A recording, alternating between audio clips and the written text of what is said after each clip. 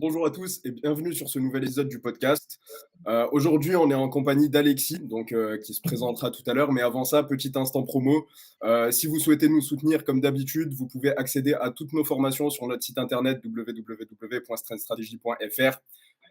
Vous aurez accès à toutes les connaissances nécessaires pour apprendre à programmer et pour progresser ou faire progresser des athlètes. Et concernant les compléments alimentaires, vous connaissez déjà, on est avec NutriPure. NutriPure, c'est la meilleure marque de compléments alimentaires en France pour des compléments de qualité qu'on utilise nous-mêmes et qu'on recommande à nos athlètes. Ça se passe sur leur site internet avec le code stratège. Vous avez 10% de réduction sur votre première commande. Et sur ce, rentrons dans le vif du sujet. Alexis, comment ça va? Eh ben, ça va très bien, les gars. Merci beaucoup pour l'invitation. Avec Et grand vous? plaisir. Ah bah, écoute, ça va tranquillement, hein. Super, super. Moi, c'est pareil, je suis content d'avoir un invité, c'est pas souvent, donc là, je profite, tu vois? Alors, Alexis, je te laisse te présenter un petit peu, présenter ton groupe de coaching parce qu'il me semble que tu n'es pas tout seul. Donc, vas-y.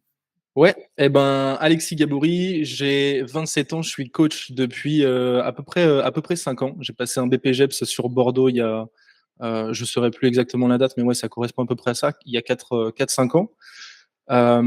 Et effectivement, ouais, j'ai créé une plateforme de coaching en collaboration avec un ami à moi québécois qui s'appelle Simon Ampto.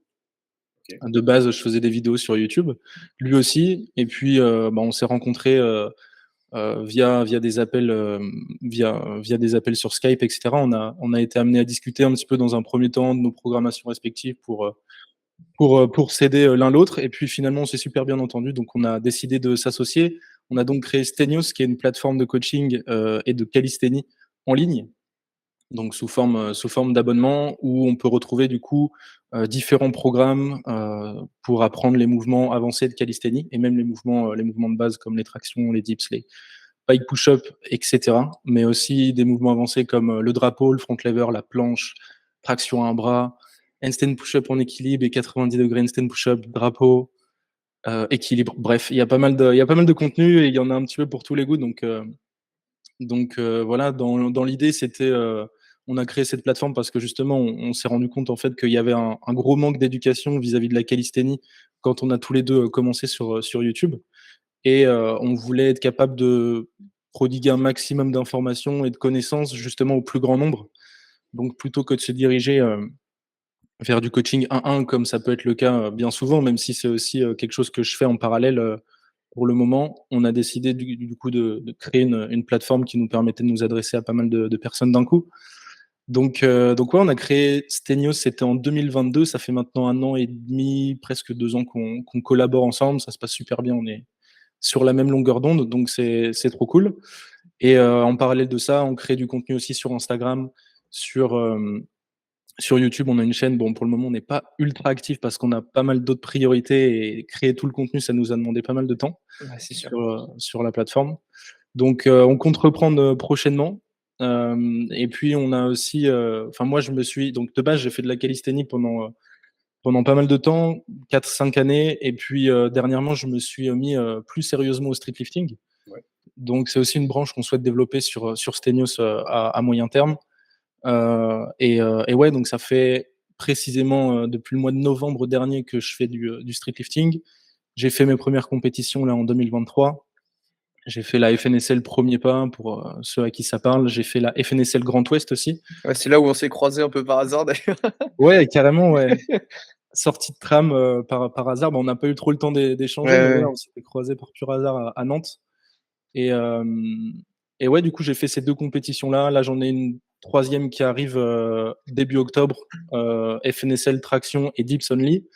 Et j'ai l'espoir d'être sélectionné pour les championnats de France en fin d'année, Let's en go. décembre, pour la FNSL toujours. Let's go, let's go, let's go. On te le souhaite, mon gros. On te le souhaite. De toute manière, il y a pas de raison que tu sois pris, hein. On en avait déjà discuté en privé, mais Que enfin, tu tu sois progresses pas bien, tu pris. as un bon niveau. Donc, comment? Que tu sois pas pris, parce que tu as dit: «Il y a pas de raison que tu Que tu sois sois pas pris». pris, pardon. On s'est compris. Ouais, mais du coup, ça nous permet de faire la transition sur le premier sujet qu'on va aborder ensemble. Du coup, comme tu l'as dit, tu viens de la calisthénie, donc tu as fait, Ouais. t'as fait de l'endurance, tu as bossé tes figures de force, etc. Pour toi, est-ce que ça t'a déjà, dans un premier temps, donné une bonne base pour pouvoir commencer le street lifting et vraiment faire du lesté lourd? Et dans un second temps, c'est quelque chose dont tu as déjà parlé sur Instagram notamment, mais est-ce que pour toi, c'est une étape obligatoire de passer par de l'endurance, faire du set and rep, et cetera, pour pouvoir appréhender mieux le lesté ou pas du tout? On va commencer à entrer dans les sujets, qui fâchent. Mais, plus sérieusement, oui, déjà pour répondre à ta première question, c'est quelque chose qui m'a beaucoup aidé forcément de travailler sur les figures de calisthénie et de force. Alors moi, j'ai pas fait beaucoup de set and rep. OK, J'ai jamais été trop fan de cette branche-là du street workout et je me suis tout de suite, concentré plus sur le côté force et figure statique. d'accord. Mais oui, c'est sûr, c'est indéniable, ça m'a beaucoup aidé pour, quand j'ai fait la transition sur le street lifting parce que bon après déjà des tractions et des dips, j'en ai toujours fait donc forcément déjà j'avais un niveau et surtout, en fait, comme exercice d'assistance dans mes programmations pour mes mouvements, de front lever, planche et cetera et ben, en fait, j'utilisais déjà du lest, Ouais. sur mes exercices d'assistance donc avant même de commencer le street lifting, j'avais déjà cette notion de me lester, j'étais déjà familier avec ça.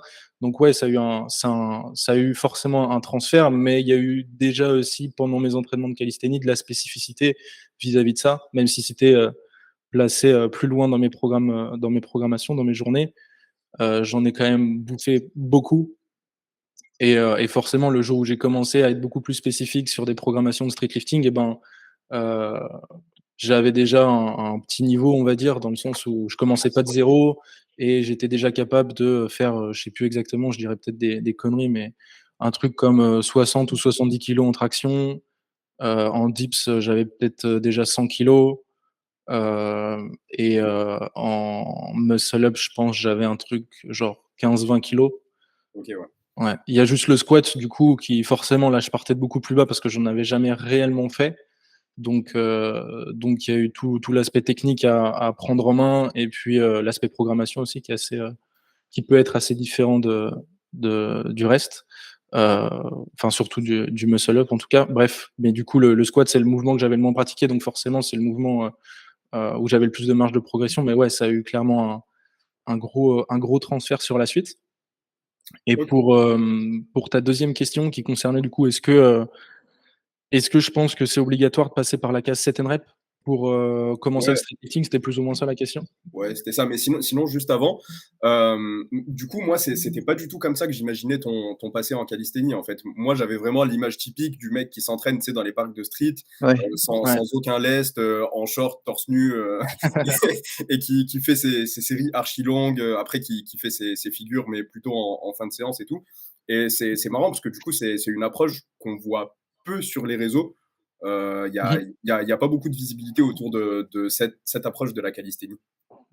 Clairement. Ouais, ouais, tu l'as très bien dit et après je tiens à préciser, le moment où j'ai commencé à intégrer, des programmations, enfin des concepts d'entraînement plus, issus des sports de force, Ouais, ça a pas été sur mes premières années. Sur les premières années, Ouais, c'était ouais. clairement freestyle OK, ouais. et c'était un petit peu plus comme tu le décrivais. Au feeling, sans vraiment de structure et cetera. Mais assez vite, finalement, je me suis rendu compte que, heu, ben, il fallait qu'on s'inspire des sports de force, comme le power, principalement et même la musculation de manière générale. Parce que finalement, les mêmes concepts d'entraînement s'appliquent, les mêmes principes d'entraînement s'appliquent, voilà, c'est exactement la même chose. Quand j'ai commencé à m'intéresser à ça, ouais, ma vision de l'entraînement, elle a pas mal changé. Avant, j'étais, bon, je pense c'est humain et naturel de vouloir s'identifier à un groupe et je m'identifiais au groupe des mecs qui s'entraînaient, comme tu l'as dit, un Mmh. peu tout nus dans un parc sans matériel avec, des élastiques et des anneaux Ouais, c'est ça. et puis finalement avec le recul, tu te rends compte qu'en fait, tu as une boîte à outils. C'est dommage de se servir que d'un tiers de la boîte à outils alors que tu Ouais, c'est ça. pourrais avoir plein d'autres, choses qui seraient bénéfiques à ta progression. J'ai commencé à intégrer, des charges libres puis des méthodologies d'entraînement plus issues du powerlifting et là, j'ai vu, évidemment une grosse différence en termes de progression. bien que j'ai pu quand même bien progresser en étant débutant avec peu de structure, ce qui est assez logique aussi. Mais rendu à un certain stade, ça progressait moins, voire plus du tout sur certains trucs. Et du coup, là, il a fallu repenser un petit peu la façon dont je m'entraînais. Et c'est à ce moment-là que j'ai commencé à m'intéresser un peu plus à des coachs genre Christian Thibaudeau et Mike Israel et le gars de Chad Wesley de, je sais plus comment ça s'appelle. Wesley Smith, ouais. Ouais. Bref, voilà, tous ces gars-là, du coup, j'ai lu pas mal sur le sujet, même Eric Helms, qui m'a beaucoup aidé aussi avec son premier livre, Strength Pyramid. Je sais plus ce que c'est le nom exact, mais je pense que vous voyez ce que Ouais, je veux totalement. parler. C'est un grand classique, hein, tu vois. C'est le genre de truc. Typiquement, moi, à chaque fois qu'on me demande un livre, j'ai pas lu énormément de bouquins sur la programmation, etc. Parce que j'ai l'impression que de toute manière, à chaque fois, tu sais, on a les grandes bases quand tu es un petit peu initié, etc. Tu sais à peu près de quoi ça va parler. Après, ce qui peut faire la différence, c'est quand tu as des nouvelles études, des nouvelles méta-analyses qui sortent. Et ça, typiquement, si tu attends de l'avoir dans un livre papier, bah, tu attends 2 ans, en fait. Donc, Ouais. tout ce que tu veux, c'est maintenant, avec le digital, tout va super vite. Et OK, c'est bon à savoir. Mais moi, du coup, ce que j'allais te dire, c'est qu'en fait, ouais, tu étais pas sur un passé complet de calisthénie. En fait, c'est juste que tu as enfin, je sais pas si vraiment je peux considérer le lest comme de la calisthénie. Calisthénie, je crois qu'on considère que c'est plutôt uniquement le poids de corps, non? Bah, il y a un peu deux écoles, si tu veux, mais pour moi, en tout cas, la vision que j'en ai, calisthénie, c'est juste réussir à accomplir les mouvements statiques issus de la gymnastique initialement. Après, OK. peu importe la méthodologie. Donc, il y a ceux qui vont s'entraîner sans matériel et ceux qui vont, comme je l'ai dit, mettre un peu tous les outils à disposition pour pouvoir progresser plus vite et du coup, pas se freiner. Donc, Ouais, bien sûr. Parce mais que du coup, ouais, excuse-moi? parce qu'il y a aussi, je sais pas si vous connaissez un petit peu dans le contenu anglophone, c'est sûr qu'en francophonie, il n'y a rien qui existe très clairement enfin, il n'y a pas grand-chose, je veux dire, il y a quelques petits coachs par-ci par-là, mais ils n'ont pas beaucoup de visibilité. Par contre, pour le contenu anglophone, il y a deux leaders du marché qui ont un peu plus une approche scientifique et issus des sports de force. Et c'est Stenix et King of Weighted de Michael Schultz, bah, un des créateurs de Final Rep d'ailleurs. Et eux, du coup, ils abordent beaucoup plus les trucs en détail avec cette approche-là un peu plus scientifique. Mmh. Et parce Ouais, que du coup, en fait, au début, ce que je me disais, c'est que en fait, le fait d'avoir déjà eu un petit peu des exercices d'assistance, bah, lestés, font que en fait, quand tu es arrivé sur du lesté et que c'était ton mouvement principal, bah, tu savais déjà un petit peu à quoi s'attendre, tu vois? Parce que je pense qu'il y a quand Ouais. même après tu me corrigeras si je me trompe, mais je pense qu'il y a quand même une grosse différence déjà entre le fait de simplement faire de la rep, au poids du corps et le fait de te lester. Tu as tout un processus de stabilisation et cetera qui, à mon sens, est vraiment différent, quoi. Ouais. Ouais, c'est clair, c'est clair. Savoir gérer son poids du corps, je pense, c'est un prérequis qui est indispensable avant de vouloir se lester. Mais c'est pas indispensable d'être capable de faire des sets d'endurance pour pouvoir se lester. Et au contraire, le plus tôt tu commences à te lester, une fois que tu as la base, Mmh. le mieux c'est finalement, parce que le plus tôt tu es spécifique et le plus tôt tu peux t'accoutumer à la différence de technique, la différence de tempo aussi, enfin savoir gérer son excentrique sur un dips et un squat sur un dips on va dire avec 100 kilos et faire des séries au poids du corps, c'est pas du tout Ouais, c'est clair. la même démarche. mais du coup, je pense en fait que là où il y a eu divergence et que c'est pour ça que ça a fait tout un scandale au moment où tu as fait ton poste, c'est que vous n'êtes pas vraiment d'accord sur ça correspond à quoi la base en fait. Parce que tout le monde est d'accord qu'il faut une base avant de se lester, mais c'est vraiment flou en fait comme concept. Bah, je pense aussi, il y en a beaucoup qui n'ont pas écouté le réel, tu vois. Ça, Tout c'est le classique. simplement. Dès qu'il y a un peu de nuance et tout, c'est mort. Pour 90 des gens, c'est impossible. Ouais, parce que clairement, dans les commentaires, on recevait des messages de gens qui disaient mot pour mot ce que je disais dans le réel, en fait.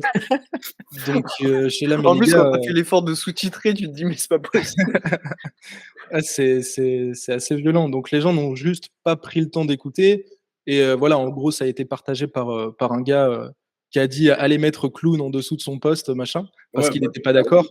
Et du coup, il a envoyé son armée d'adolescents prépubères envoyer des clowns, mais c'est tout juste s'ils savent lire, donc forcément, ils peuvent pas vraiment comprendre le, le fond du raisonnement, tu vois. Mais OK, je vois. Bah, en fait, de toute manière, je pense qu'on pourra s'entendre sur le fait que, de manière générale, c'est assez naturel et ça, quel que soit le sport, hein, mais je pense que sur le squat, les dips et cetera, peu importe, tu vas pas commencer à mettre une barre sur ton dos ou un lest entre tes jambes si déjà tu es incapable de faire un dips au poids du corps. Tu vois? Bah, exactement, c'est du bon sens et encore une fois, si on reprend l'exemple des powerlifters, est-ce qu'un powerlifter, il va s'amuser à faire 100 squats, au poids du corps avant de commencer à rajouter, 5 kilogrammes, tu vois?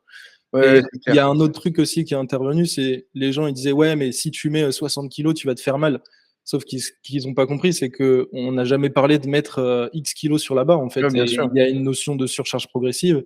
Tu peux tout à fait commencer avec, 2 kilogrammes, 2,5 kilogrammes et puis, bah, faire tes incréments petit à petit, sans pour autant, mettre, tous les poids de la salle que tu as à disposition, quoi. Ouais, Ouais, c'est c'est clair. ça et puis aussi, en fait, ce que je pense, ce qui était un petit peu flou pour, les gens qui se sont énervés, du coup, c'est que lorsqu'on dit qu'on commence le lesté, ça veut pas dire qu'on abandonne le poids de corps. C'est sûr que si tu as Ouais, une traction à 10 kilogrammes, bah, tu vas pas faire toutes tes séries à 7,5 kg, ça a pas de sens. Tu vas ouais. pouvoir, travailler ton lourd, tes singles, tes doublés et cetera, en lesté et après tu vas faire tes séries au poids de corps, voire même en délesté et l'un n'empêche pas l'autre, Mmh. en fait. C'est pas tout noir ou tout blanc. Exactement. Ouais, ouais. Après, je pense aussi que et comme beaucoup le disaient, en fait, un des arguments qui revenait beaucoup, c'était: «Ouais, mais si tu regardes tous les meilleurs aujourd'hui, à l'heure actuelle, dans le street lifting, ils ont tous fait du set and rep». Et oui, on est bien d'accord avec ça. Le truc, c'est simplement que le street lifting n'existait pas encore. Donc il y a pas de Ouais, mec c'est ça. qui a commencé tout de suite par du street lifting. Mmh. On a quelques exemples, à l'heure actuelle, par exemple, Théo Goodtoke, qui lui a jamais fait de set and rep et aujourd'hui, c'est l'un des meilleurs. Tony OZ aussi, un des créateurs de Final Rep, qui a fait un dips à 190 kilogrammes quand même, sans jamais avoir fait de set and rep. Donc il y a aussi des exemples, de personnes qui sont directement, passées par la force, sans passer par l'endurance de force et qui performent extrêmement bien, sans se blesser, sans tous les a priori qu'on peut avoir par rapport au fait de commencer, le lest, à un moment donné et ouais, c'est une question de simplement de chronologie, en fait. Le street lifting n'existait pas, donc forcément, il y a beaucoup plus de personnes qui ont fait du set and rep et qui derrière se sont tournées vers le street lifting plutôt que l'inverse, mais c'est juste encore une fois du bon sens. Ouais, Ouais, c'est ça. mais j'allais dire en force, on a eu un petit peu le même truc parce qu'au début, tu sais, il y a la pratique raw qui est aujourd'hui, plus popularisée où du coup, c'est dit sans équipement ou en tout cas un équipement qui est assez, minimaliste par rapport à ce que tu peux voir en équipé et l'équipé, traditionnellement était beaucoup plus populaire donc forcément les gens qui disaient: «Oui, bah, à l'époque, les meilleurs en raw, c'était des mecs qui avaient fait de l'équipé». Tout simplement parce que si tu faisais du powerlifting depuis plus de 3 ans, bah, le raw, ça se faisait quasiment pas en fait donc Ouais, forcément tu avais fait de l'équipé, tu vois? Et c'est ouais, sûr, ouais. aujourd'hui, si tu compares des gens qui, je pense, viennent de se mettre au street lifting ou des gens qui ont, même en dehors du street lifting ou même de la calisthénie, si les gars, ils ont déjà 5 ans d'expérience en musculation, ils ont déjà eu le temps de se construire un petit peu un physique et cetera, bah, forcément, ça fait une différence, tu vois? C'est clair. Ouais, ouais et c'est ce que je disais aussi, dans les commentaires et cetera, c'est sûr que si tu fais du set and rep, ça va t'aider pour le street lifting. Je disais simplement que c'était pas le chemin le plus court et que si tu fais, 5 ans de set and rep, le jour où tu vas passer en street lifting, tu vas être bon, mais tu serais pas aussi bon que si tu avais fait direct 5 ans de street lifting. Ouais, OK. Je pense qu'il y a Roman qui Juste, veut parler là. je sais pas si ouais, ouais, je suis en décalé, donc je pose ma question un peu à retardement, mais est-ce que tu penses pas non plus, Alexis, que ça vient avec un peu la entre guillemets, «la pureté des mouvements»? C'est-à-dire que beaucoup d'athlètes qui prônent le poids du corps vont mettre en avant vraiment aussi le fait d'avoir des mouvements de qualité, le fait d'avoir des belles amplitudes, d'avoir un mouvement qui est entre guillemets «un peu esthétique» avant de pouvoir, charger. Est-ce que tu penses pas que ça vient un peu aussi avec ça, le côté, on apprend d'abord les belles bases, les belles fondations et ensuite on a le droit de passer un peu à la case d'après, quoi? Très certainement, mais après, est-ce que pour autant il y a besoin de faire 30 reps pour pouvoir avoir un beau mouvement? Je pense pas, tu vois? Ouais, Tu c'est sûr. avec une série déjà Ouais, de je suis d'accord. 8 à 12 reps, tu peux largement, avoir une bonne amplitude, avoir des bonnes activations musculaires, des bons placements articulaires et cetera, sans pour autant et au contraire, je dirais même qu'aller au-delà de ça, ça va induire de la fatigue et induire des compensations, dans la majorité des cas. Donc, après, ouais, donc je pense que c'est un faux débat parce que tu as pas besoin de faire beaucoup de reps pour avoir une technique, qui soit clean. Oui, c'est ça. Puis après aussi, un élément à prendre en compte, c'est que le pattern qu'on va avoir sur, nos séries, sur, nos sets, vraiment longs, ça va être une technique complètement différente du lesté. On va avoir tendance à par exemple je sais pas, sur un max rep en traction, on va avoir tendance à voir les gens qui prennent un petit peu plus large que ce qu'ils feraient sur du lesté. Il y a beaucoup de gens qui vont être limités par leur grip, donc ils vont vouloir retirer leur pouce, alors que sur le lesté, ils vont garder leur pouce en dessous de la barre. Il y a plein de modifications comme ça qui se font. Donc, si on cherche vraiment à pousser l'endurance, bah, ce ne sera pas exactement le même mouvement. Donc, encore une fois, je rejoins Alexis quand il disait que ça va aider, mais ce ne sera pas nécessairement le chemin le plus court, parce qu'une fois que tu vas transiter sur du lesté, tu vas devoir changer un petit peu ta technique pour qu'elle soit plus optique pour cette nouvelle discipline. D'autant plus que, en fait, j'allais te dire, souvent, il y a aussi beaucoup de gens qui disent ouais, mais d'abord, il faut savoir faire 40 tractions, etc. Et en fait, bon, les gens qui disent qu'ils font 40 tractions, dans 99% des cas, tu vois la gueule des tractions, tu dis bon, bah ok, j'en ai compté 10, tu vois. Disclaimer, Pauline, je sais que tu vas écouter, il parlait pas de toi. Il parlait pas de toi, je te jure. On a parlé de tractions, elles sont bien. Non, mais c'est ça, mais en plus, finalement, quand tu regardes, c'est ultra élitiste du coup de donner des recommandations comme ça. Après, encore une fois, moi, j'ai rien contre Pauline, hein, et si elle écoute ça, j'ai rien contre toi, mais c'est juste à l'heure actuelle, enfin moi-même en fait, si on donne des recommandations aussi hautes, bah, moi-même j'aurais pas le niveau pour pouvoir commencer le street lifting. Bien sûr. Et il y en aurait beaucoup, Ouais, il y en aurait beaucoup. Donc ça fait en sorte que la discipline devient ultra élitiste, ouais. ouais. Et je pense aussi que même par rapport aux différentes catégories de poids, etc., tu peux largement devenir meilleur en street lifting, progresser en street lifting et devenir de moins en moins bon en calisthénie si c'est pas quelque chose que tu entraînes. Je pense typiquement à beaucoup d'athlètes qui, tu vois, sont aux alentours des 60 kilos, etc., qui par exemple, tu vois, ont des physiques qui sont peut-être un peu plus longilignes, etc., un peu plus élancés. Et bah forcément, avec les années, si tu construis du muscle en street lifting, etc., tu vas avoir tendance à prendre un peu de poids. Et bon, bah, si tu passes de 60 à, je sais pas, à 80 kilos, bah, faire de la rep, ça va être plus compliqué, quoi. Alors que sur du lesté, tu peux être plus fort quand même. Exactement. Et c'est pour ça que ouais, les recommandations, particulièrement pour les poids lourds, bah, c'est de plus en plus compliqué. C'est sûr que pour des poids légers, ça peut être plus atteignable facilement, mais pour ceux qui sont dans les catégories plus élevées, ouais, ça devient impossible, quoi. Déjà, faire 35 tractions au poids de corps pour un mec qui fait 90 kilos, c'est un sacré accomplissement quand même. Ouais, de ouf. Mais en plus, j'ai eu l'occasion d'en discuter avec Pauline lorsqu'on était à Genève pour Ashura. Et en fait, elle pensait pas nécessairement à mal et elle a pas dit des chiffres random, mais les chiffres, elle a pas réellement pesé le chiffre avant de le donner. Tu vois, c'était en mode création de contenu. Si tu veux Oui. si tu veux te lester, bah, il faut que tu aies quand même une base solide, etc. C'était plutôt ça le message qu'elle voulait faire passer. Elle voulait pas vraiment se focus sur le chiffre. Mais du coup, je Ouais. comprends que bah, derrière, ça ait pu être mal interprété, etc. Mais je pense, overall, c'est un quiproquo, tu vois.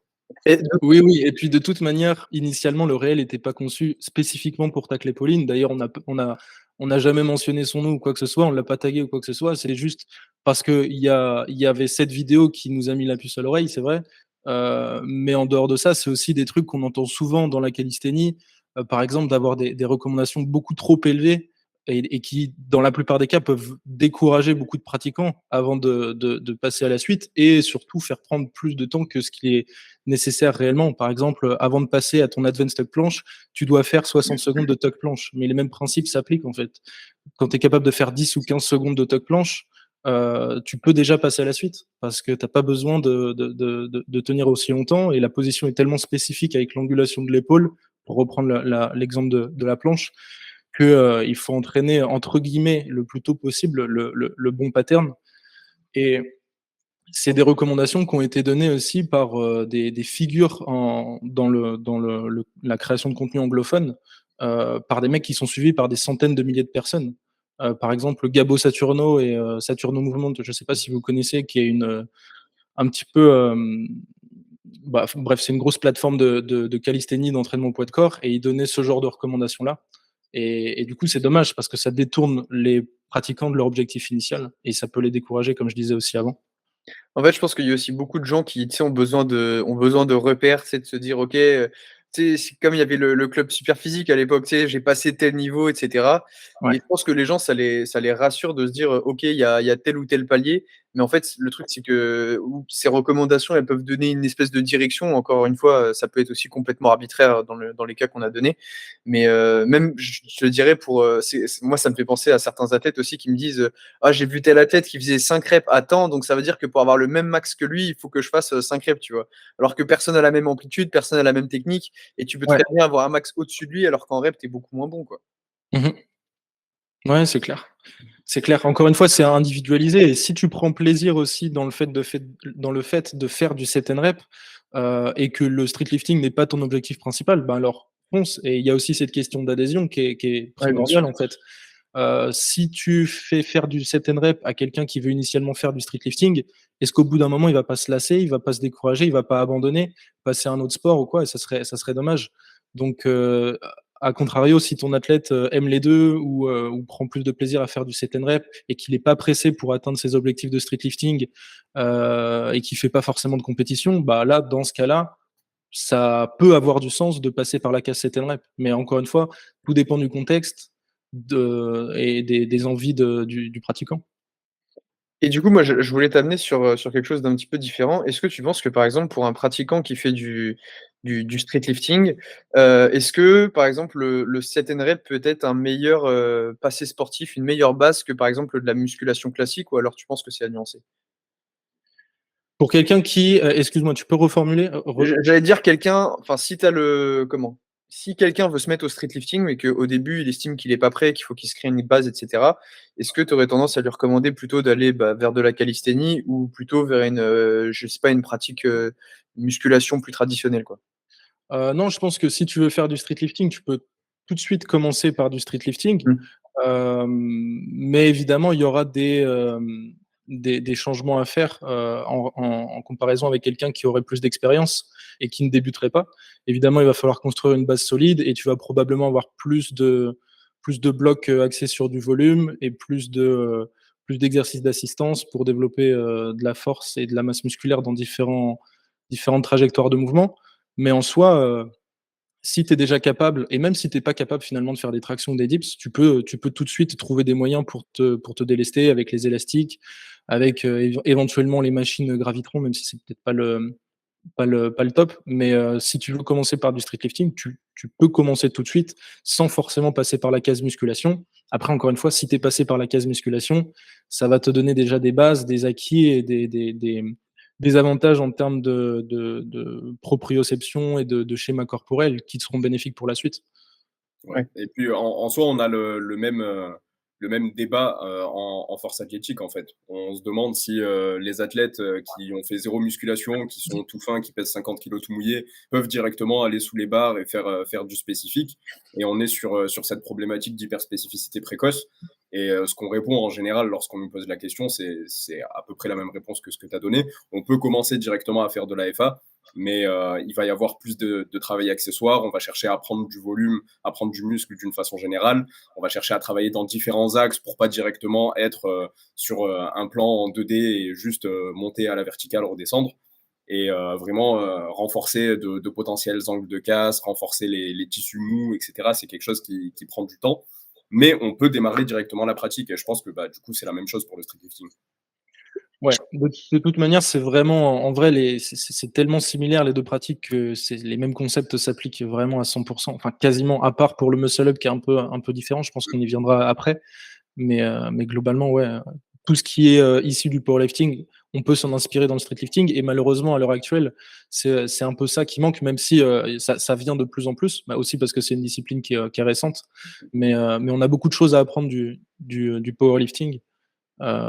Et ouais, il y a beaucoup de choses encore à mettre en place parce que il y a pas mal de coachs qui ont pas encore ces notions-là, je pense, et qui coachent à l'heure actuelle, mais qui négligent certains principes, fondamentaux, en fait. En fait, je suis désolé, mais par rapport à ma question tout à l'heure, j'ai l'impression que je me suis un peu mal exprimé. Je voulais pas dire, est-ce que tu penses qu'il faut passer, nécessairement passer par calisthénie ou musculation avant de faire l'un? Je te dirais plus, imaginons que tu récupères un pratiquant, qui veut se mettre au street lifting, tu vois? Il a pas encore commencé. Est-ce que toi, tu aurais préféré en tant que coach qu'il ait plutôt une base calisthénie ou plutôt une base muscu? Est-ce que, je veux dire, tu penses que par exemple, c'est plus intéressant pour toi d'avoir quelqu'un qui a l'habitude d'une technique poids de corps, ou alors plutôt quelqu'un qui a, je sais pas, une plus grosse base musculaire potentiellement, mais qui du coup est beaucoup moins familier avec les mouvements, etc. quoi. Ah, c'est intéressant ça comme question. En vrai, je pense que ça dépend vraiment du profil et de pas mal de paramètres. J'aurais tendance à dire là spontanément que l'idéal, ça serait peut-être d'avoir une base calisthénie parce que déjà c'est ce qui se rapproche le plus et dans la calisthénie, tu vas nécessairement passer par des tractions, des dips, Ouais. éventuellement des muscle-up, donc c'est ce qui s'en rapproche le plus et c'est ce qui te donnera encore une fois, le plus de repères, en termes de proprioception, en termes d'apprentissage moteur, que quelqu'un qui a utilisé que des charges libres. Il aura cet avantage peut-être d'avoir un peu plus de masse musculaire, mais enfin, en fait, il y a des avantages dans les 2. C'est-à-dire Ouais, que, c'est ça. même si tu peux développer ta masse musculaire avec la calisthénie, souvent c'est un peu plus difficile parce qu'il faut être capable de mettre des choses en place pour observer sa progression. Ce qui est pas forcément, ce qui est pas du tout le cas en fait en musculation. En musculation, tu rajoutes un incrément, tu prends l'haltère suivant sur le rack et tu peux beaucoup plus facilement réaliser ta Surchargé. surcharge progressive, ouais. Tandis que en calisthénie, ouais, parfois il faut être un peu ingénieux et entre une variation, enfin une progression et une autre, il peut parfois y avoir des fossés. Du coup, ouais, il y a des avantages dans les 2, mais ça dépend vraiment du contexte, de l'expérience de la personne. Ouais. Ouais, c'est ça. En fait, dans le cas de l'athlète qui vient de la calisthénie, il va être plus familier avec les mouvements, mais il aura moins de muscles, donc moins de potentiel nerveux sur l'instant T. Et celui de la musculation sera moins familier avec les mouvements, peut-être qu'il galérera un petit peu déjà au poids de corps, et C'est en ça. fonction évidemment de sa force, parce que quelqu'un qui fait de la musculation, c'est assez vague. Mais Ouais, c'est ça. Ouais. disons que voilà, la personne qui fera de la musculation, elle aura plus de quoi exploiter, mais que derrière, par exemple, sur les principes de gestion du poids de corps, gestion de la charge, etc., ça sera un petit peu plus compliqué. On pourra apercevoir, par exemple, du manque de gainage sur les mouvements de street, etc. Mais ouais, dans un cas comme dans l'autre, il faut juste démarrer et puis ça progressera tout seul, hein, de toute manière. Ouais, il y aura une phase d'adaptation pour celui qui vient de la musculation et peut-être que pour celui qui vient de la calisthénie, il faudra plus, justement intégrer, cette notion de musculation pour développer sa masse musculaire et avoir un potentiel de croissance, au moyen terme qui soit plus important, ouais.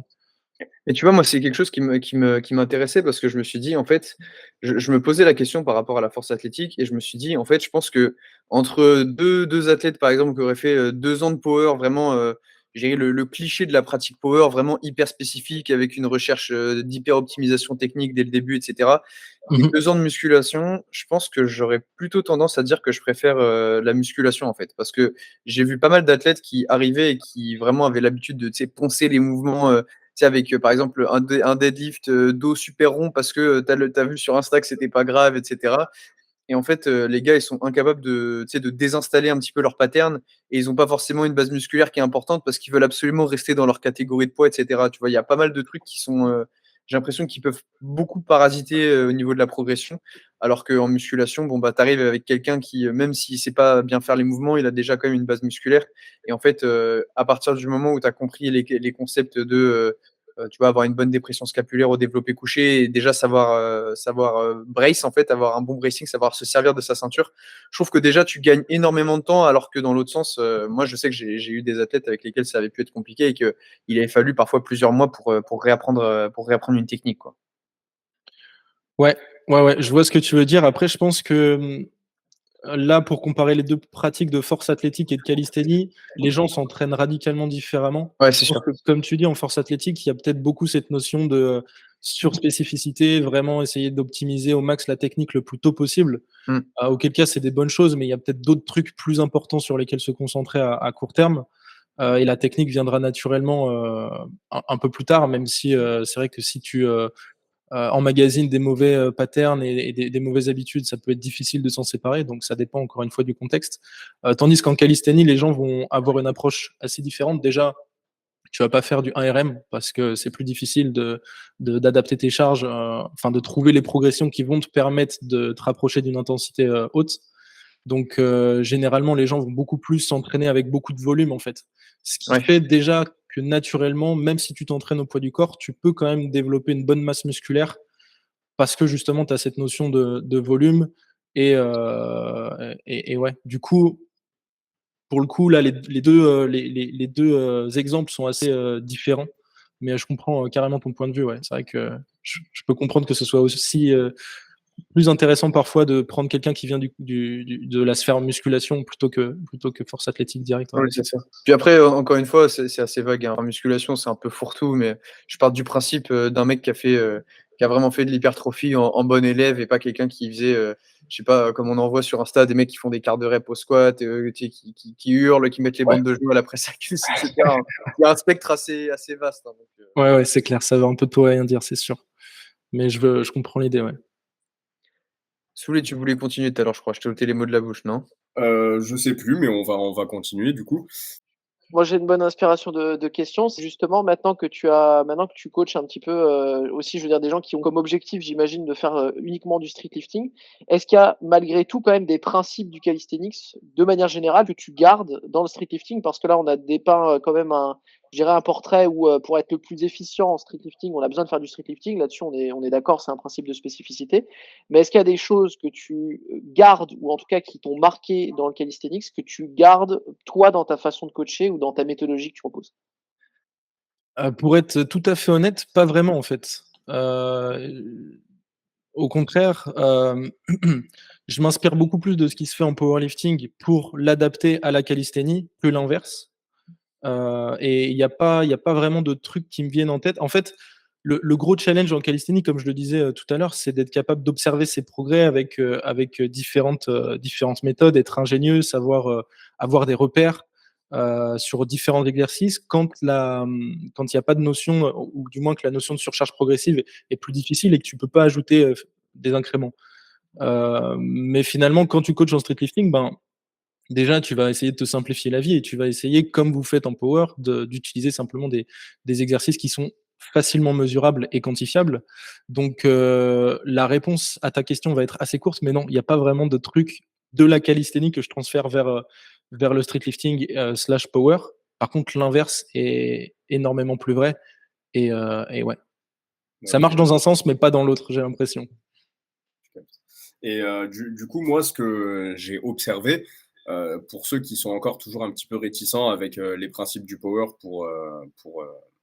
enfin les coachs de power pour le street lifting, c'est que l'argument d'autorité, c'est la technique en fait.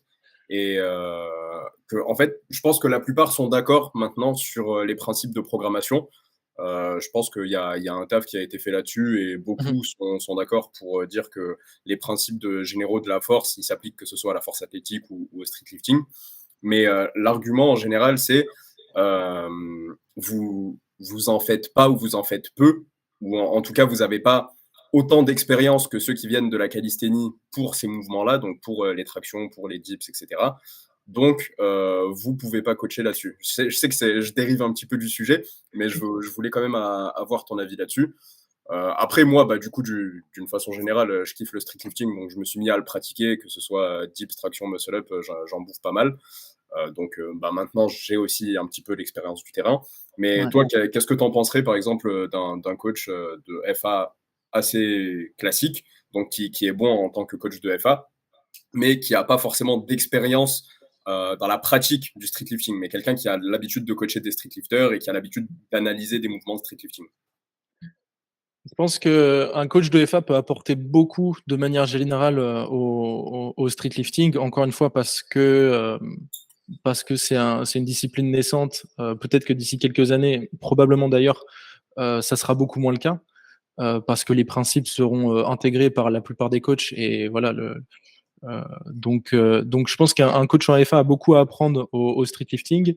Après, je pense que c'est encore très variable en fonction du contexte. C'est-à-dire que c'est sûr et certain que rendu à un certain niveau, il va falloir avoir une certaine connaissance du mouvement, une certaine expertise, déjà simplement pour une question d'optimisation technique, parce que finalement on se rend compte c'est la traction et le dips et le muscle up sont 3 mouvements qui sont très, très techniques, enfin surtout dips et muscle up, et finalement il y a beaucoup de petites choses auxquelles on peut passer à côté si on n'a pas pratiqué et si on n'a pas l'expérience du terrain.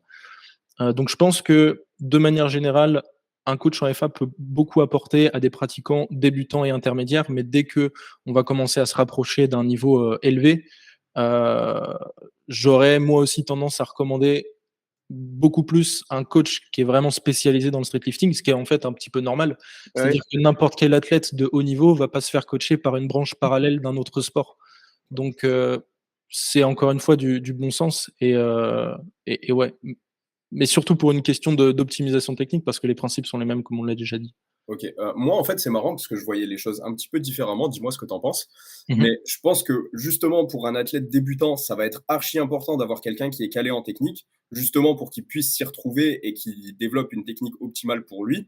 Mais que justement, si on part directement d'une base d'un street lifter qui est très bon, qui est déjà à haut niveau, etc., en termes de technique, je pense qu'il n'y aura pas énormément de changements et que du coup, la majorité des gains vont se faire au niveau de la programmation, en fait. C'est carrément intéressant comme point de vue, c'est clair. Après, tout dépend encore une fois du pratiquant. Je pense que pour un débutant, c'est pas essentiel d'avoir, tous les points techniques, importants parce que si, si on lui donne trop de consignes d'un coup, déjà peut-être qu'il peut se Ouais. sentir perdu. Ouais, c'est sûr. Donc c'est pas essentiel d'avoir tous les petits détails, toutes les petites optimisations techniques, juste avec les grands principes de chaque mouvement. Je pense que déjà tu peux exploiter, enfin je donne un chiffre au hasard, mais 90 de ton potentiel et au contraire, je pense qu'en tout cas à l'heure actuelle, même les pratiquants de haut niveau ont des choses à perfectionner dans leur technique, Ouais. simplement parce qu'encore une fois, c'est une discipline qui est nouvelle et qu'il y a beaucoup de choses encore qui restent à expérimenter et on le voit même sur des mecs qui ont fait Final Rep ou la FNSL, il y a encore beaucoup d'erreurs techniques et moi le premier, tu vois? Par exemple, j'ai encore, beaucoup de taf sur pas mal de mouvements, bah, aussi parce que ça fait pas super longtemps que j'en fais mais du coup, je vois carrément ton raisonnement. Je pense que ça a plus de sens en FA parce qu'il y a beaucoup plus de, enfin, les choses ont déjà été expérimentées, pendant plus longtemps Ouais. et les mecs qui sont rendus à un haut niveau ont effectivement déjà beaucoup d'expérience et très peu d'optimisation technique à réaliser. En street lifting, je pense que c'est pas encore le cas, mais effectivement, à moyen, long terme, ouais, la tendance va certainement s'inverser. Ok, intéressant. Ce que j'allais dire aussi, c'est que je pense qu'il y a aussi le pool d'athlètes potentiellement qui varie beaucoup parce qu'un athlète qui fait déjà bien ses retours aura tendance à dire un peu ce qu'il essaie de mettre en place, et cetera. Et après, alors là, je pense que c'est même pas une question, de force athlétique, de street lifting ou quoi, mais simplement comment? Une expérience d'avoir vu beaucoup de personnes pratiquer les mouvements et voir, qu'est-ce qui va pas, dans quel sens ça va mieux et ensuite, repérer des récurrences. Donc c'est sûr qu'il y aura une sensibilité parce que quand tu l'as fait toi-même, c'est quelque chose que tu peux ressentir et moi je le vois parce que pareil sur des mouvements de street lifting quand tu fais des petites enfin quand tu fais des petits changements techniques, moi c'est pareil, je viens de m'y mettre un petit peu et donc il y a des trucs, je sais qu'il faut les faire mais tu vois, j'arrive pas encore à les faire. Mmh. Et c'est sûr que le fait de le sentir soi-même, ça permet d'avoir peut-être un peu plus de comment? De réussir à mesurer un peu plus l'importance que ça a. Mais, j'ai l'impression que, ouais, quand tu as déjà eu un grand pool d'athlètes et que tu remarques déjà certaines récurrences, tu peux déjà te dire: «OK, mon athlète, je pense qu'il faut plutôt qu'il tire comme ça ou plutôt qu'il dips comme ça» et cetera, quoi. Ouais, ouais et encore une fois, une technique qui, est bonne pour toi peut ne pas être la technique optimale Ouais, pour c'est une ça. autre personne. Donc être capable d'avoir beaucoup d'expérience sur le terrain pour justement avoir expérimenté différents placements, différentes techniques, ça peut te permettre d'avoir le recul nécessaire pour pouvoir adapter après tes conseils à la personne que tu as en face. Bien sûr et je trouve que même ça se voit beaucoup en power des tu vois, des coachs souvent qui sont débutants, qui ont pas eu encore l'expérience de voir une multitude de profils et on a tendance, mais c'est naturel, hein, de se dire: «OK, ce qui a fonctionné pour moi, je vais essayer de le transmettre». Mais bah, souvent ça marche pas forcément. Je me souviens que justement, on a fait notre week-end de cohésion, je parlais à Charlie qui a un squat qui est assez particulier, qui a des leviers plutôt courts et qui me disait, il y a j'ai expliqué comment je squattais, il y a plein de gens qui ont essayé, qui ont dit qu'ils y arrivaient pas. Je dis: «Bah, évidemment que tu y arrives pas, tu es pas foutu pareil», tu vois? Ouais, c'est clair. Donc Mais ouais, je pense que c'est aussi une erreur de penser que la technique qui nous est propre va convenir à une ouais, grande majorité de personnes. Surtout si on a des leviers un petit peu particuliers, ouais, une morphologie un petit peu atypique.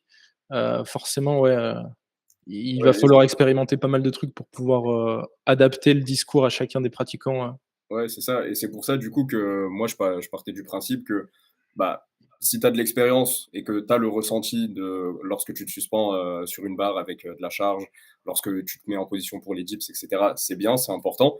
Mais avoir un pool d'athlètes, comme Romain l'a dit, que tu as analysé vraiment, que tu as, je sais pas, je vais dire plus d'une centaine d'athlètes, tu as regardé sur chacun de ces athlètes, je sais pas, 1000 vidéos, tu vois, bah, au bout d'un moment, tu vas savoir, même si toi, tu n'arrives pas à le mettre en pratique avec ton corps, parce que bah, en termes de proprioception, ça va pas, en termes d'adaptation nerveuse, ça va pas.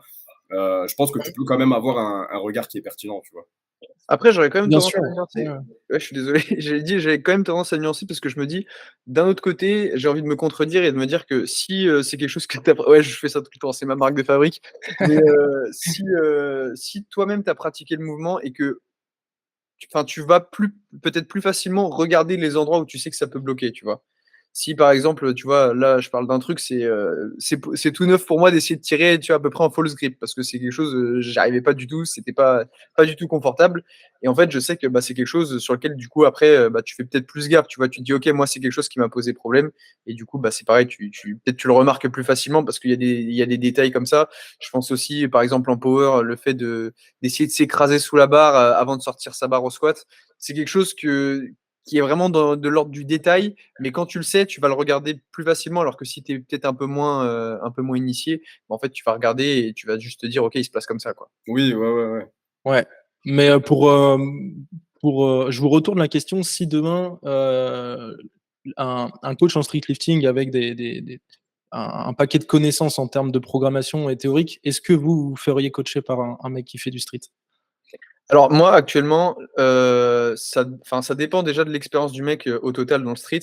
Comme tu l'as dit, le street c'est un sport, c'est une discipline C'est assez jeune et récent. cetera. Mais bon, supposons qu'il ait une dizaine d'années d'expérience, je pense que je le prendrais quand même pas dans le sens où il y a pléthore de coachs déjà émérites en force athlétique et cetera et il y a beaucoup, beaucoup de choix en fait. Donc j'aurais plus tendance à Mmh. voir quelqu'un avec qui, au niveau de tu vois, de la personnalité, ça peut matcher et cetera. Parce que tu as des mecs aussi qui sont très bons, tu sais, qui sont très bons, qui savent beaucoup de choses, et cetera, mais qui sont très nuls en pédagogie. Ça, c'est aussi un truc, Ouais, Il faut tu vois, des aides. c'est bête, mais c'est tellement multifactoriel. ouais. J'aurais tendance à dire non, mais après, s'il connaît les mouvements de FA, enfin, il pourrait très bien, tu vois? Ouais, ça, en fait, moi, je pense que je partirais du principe que s'il a des athlètes qui progressent et C'est que ça, toi, en tu fait, vois c'est que ça. ces athlètes ont une bonne technique, qu'ils vont dans le bon sens, etc., moi, je pense que je partirais sans trop d'a priori, hein. Je Mais pense encore que dans tous les cas, on a tous à apprendre d'un coach, et même si ce coach-là ne va pas forcément répondre à toutes les problématiques qui nous concernent, il pourra déjà mettre en lumière certains trucs qui vont nous permettre de progresser. Donc bien sûr. après, c'est une question de, comme tu as dit aussi, c'est une question de feeling avec la personne, Romain, une question d'être capable de, comment dire, que le coach soit pédagogue et soit capable de transmettre des idées et de s'adapter au profil du pratiquant. Mais dans tous les cas, on aura quelque chose à apprendre. Après, c'est une question de priorité. Qu'est-ce que tu veux améliorer? Je pense notamment aux pratiquants peut-être plus avancés. Qu'est-ce qui te concerne, toi, principalement plus, et sur quel point est-ce que tu veux travailler en priorité? Mmh. Et c'est de cette manière, je pense que tu peux faire une sélection de coach qui est le plus adaptée à tes besoins.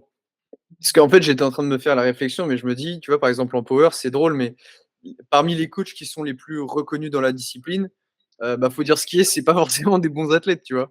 Tu vois, je pense à, des athlètes, bon, je veux pas, tu vois, genre Steve Denovi, Joe Stanek et cetera, plutôt pour le côté, outre-Atlantique. Tu regardes, Data Driven Strength, même, Eric Helms, c'est des mecs qui ont eu des performances qui sont, pas mal parce que ça fait longtemps qu'ils pratiquent. Mais, Mmh. bah, tu les vois, tu te dis pas, «Ouais, je vais pas me mettre avec lui parce qu'il est fort». Tu te mets avec lui parce que tu vois qu'il diffuse une grande quantité de contenu qui est intéressante et surtout parce que le gars, il a un pool d'athlètes qui est monstrueux et qu'en fait, bah, tu te dis: «Le gars, il est complet» et puis il prend n'importe qui, il l'amène à haut niveau, en fait. C'est surtout ça qui est peut-être plus parlant que le niveau du mec en question et son expérience, du terrain, quoi. C'est ça. Alors qu'une erreur classique que beaucoup de personnes font, notamment les débutants, c'est de sélectionner un coach pour son niveau et C'est pas ça. pour ses connaissances ou sa pédagogie. Mmh. Et moi, je pense, et je l'ai toujours dit, pour sélectionner un bon coach, il faut qu'il y ait un bon équilibre entre la pratique du terrain, et la pédagogie et la connaissance théorique, en fait. Parce Mmh, que la théorie sans la pratique, c'est 50% de l'équation et c'est ça. vice-versa. Donc, Et je pense qu'il y a aussi pas mal d'athlètes, donc je pense pas forcément en streetlifting ou enfin, peu importe, mais qui sont, tu sais, naturellement doués et qui vont du coup arriver à un super haut niveau et qui du coup n'auront pas vraiment forcément eu beaucoup de difficultés à progresser et donc n'auront peut-être pas toutes les subtilités, toutes les nuances. Alors que quelqu'un qui est nul, typiquement, il va s'y mettre, il va se dire, bon, ok, pour moi, c'est galère. Donc, dès le début, tu vas chercher à optimiser plein de petits trucs. Et donc, ouais, moi, j'aurais tendance à ne sous-cotez pas les coachs qui sont nuls. Tout à fait, ouais. Je suis assez, enfin, nul, je dirais pas Non, nul, mais non, mais je grossis très volontairement. ouais, qui ont pas forcément un niveau exceptionnel. Parce que comme tu l'as dit, les personnes qui ont un niveau exceptionnel, elles ont ce niveau exceptionnel probablement dû à des facteurs génétiques avantageux. Et du coup, comme tu l'as dit, elles vont pas rencontrer les difficultés qu'une personne, entre guillemets, lambda va pouvoir rencontrer. Et du coup, elle va pas pouvoir l'aider de la même manière que quelqu'un qui a vraiment fait face à la même difficulté. Après, j'allais te dire aussi, c'est multifactoriel, hein. C'est pas parce qu'un mec est fort que c'est un mauvais athlète. Au Non, contraire. bien sûr. Mais je veux dire, le fait d'être fort seul, à mon sens, ne suffit pas, quoi. Ouais, Ouais, ouais, ouais. clairement. Et je voulais dire deux choses en décalé toujours. Mais, la première des choses, c'est que je pense, pour répondre à la question d'Alexis, est-ce que je prendrais un coach en streetlifting? Moi, vraiment, la variable principale maintenant qui, à mon sens, permet de choisir un coach, c'est aussi à quel point il va pouvoir évoluer par rapport à ce que l'athlète a besoin. C'est-à-dire que je me rends compte de plus en plus que une bonne relation en fait coach-athlète, c'est une relation qui passe un peu par plusieurs phases. Où d'abord, tu as vraiment tout ce qui va être technique, tout ce qui va être optimisation du mouvement, où l'expertise de sa propre pratique peut aider.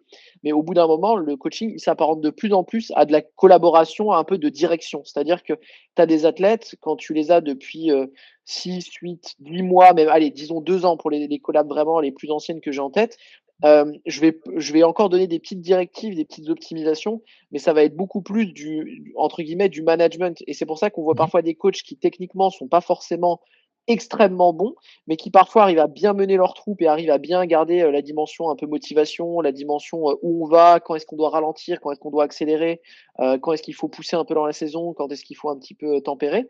Et donc ça, je pense que ça, c'est une qualité qui est même au-dessus de l'analyse technique, une fois que tu as les fondamentaux, évidemment.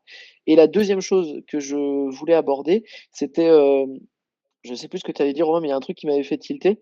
Euh, je sais plus. Oui, voilà, c'est ça, sur le pool d'athlètes et sur le fait qu'en fait, à mon sens, il y a aussi un truc de base, c'est que sur les sports de force, on applique des principes qui sont des principes mécaniques. C'est-à-dire, tu mets des leviers à certains endroits pour exercer une certaine force. Et ça, je pense que même un coach qui n'est pas dans la discipline, encore une fois, il va pas connaître un peu tous les petits secrets du C'est ça. pratiquant, entre guillemets, les petits tips. Mais par contre, il a l'œil pour voir des choses qui vont et des choses qui ne vont pas.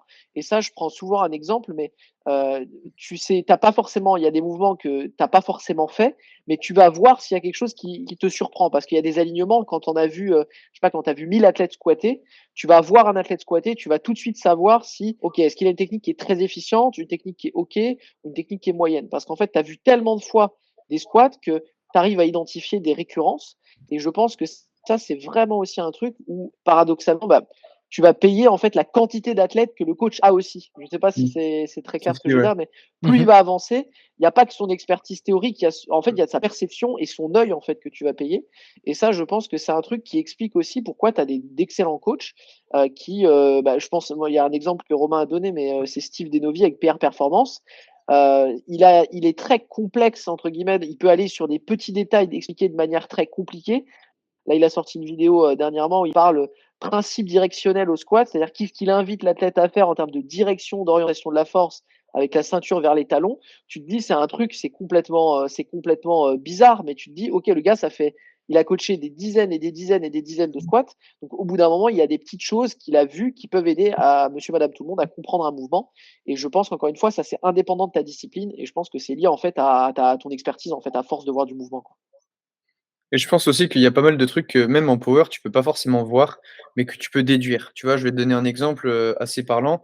Pour tous ceux qui font du développé couché, la dépression scapulaire au bench, à part s'il y a vraiment un angle très favorable, c'est vachement dur à voir. Souvent, un athlète qui perd sa dépression scapulaire, on le voit parce que bah, il y a la position des épaules qui, on voit, elle bouge et qu'il y a un souci. Ou alors il y a le coude qui part un peu, etc. Et donc on en déduit que c'est ça parce qu'on a vu des récurrences, etc. Mais bah, concrètement, le dos, il est écrasé sur le banc. Donc, à part si vraiment tu es torse nu et qu'il y a un angle alors que tu es au-dessus, bah, c'est vachement difficile de voir comment l'omoplate qui bouge. Tu vois beaucoup plus l'épaule, juste l'épaule qui d'un coup est moins stable, ou alors le coude qui prend une trajectoire qui est un peu curieuse, quoi. Voilà. Vous avez quelque chose à rajouter ou sinon on clôt ici? Rien à ajouter. C'était très pertinent en tout cas ta remarque, Roman. Bah écoute, Ouais. nickel. En tout cas, J'ai un petit délai de latence, ça me laisse le temps de réfléchir en fait. En fait, depuis tout à l'heure, il y a aucun problème. Il fait juste ça pour nous embêter et bah écoute, en tout cas, c'était un grand plaisir de t'avoir avec nous, Alexis. Merci de ton temps, merci d'être venu. Avec grand plaisir. Merci à vous les gars pour l'invitation et puis bah, vous êtes les bienvenus aussi sur notre podcast parce qu'on a aussi un podcast. Donc on vous lancera une invitation prochainement, je pense de manière individuelle, mais ça serait vraiment cool aussi de vous avoir tous les trois sur le podcast. bah écoute, merci beaucoup. Avec grand plaisir. Merci beaucoup. Grand plaisir. Je pense que Romain veut peut-être faire l'outro. Faut pas voir. Vas-y, je vais faire le tour. Bon, donc, pour tous ceux qui ont écouté le podcast sur Spotify, n'hésitez pas à liker, mettre des étoiles, un commentaire, tout ça. Sur YouTube, c'est la même chanson. Et pour ceux que ça intéresse, n'hésitez pas à aller voir ce qu'on propose et ce que Alexis propose en termes de coaching. Pour nous, vous pouvez vous rendre sur notre site web ou sur notre compte Instagram, Stream Strategy, ou sur notre site web. Donc, si vous voulez la donner en début de podcast, c'est www.streamstrategy.fr. Et Alexis, si tu veux faire ta pub. Ouais, bah écoutez, nous c'est stenios.com tout simplement. Vous aurez toutes les informations qui concernent le coaching si jamais vous voulez être pris en main par mon associé et moi pour un coaching en calisthénie. Et puis sinon, si vous voulez du contenu gratuit, eh bien il y a, comme je le disais, le podcast, il y a Instagram, il y a YouTube aussi, Stenios à chaque fois. Ok, super. Bah, écoute, merci beaucoup et à la prochaine. À la prochaine. Merci les gars, ciao.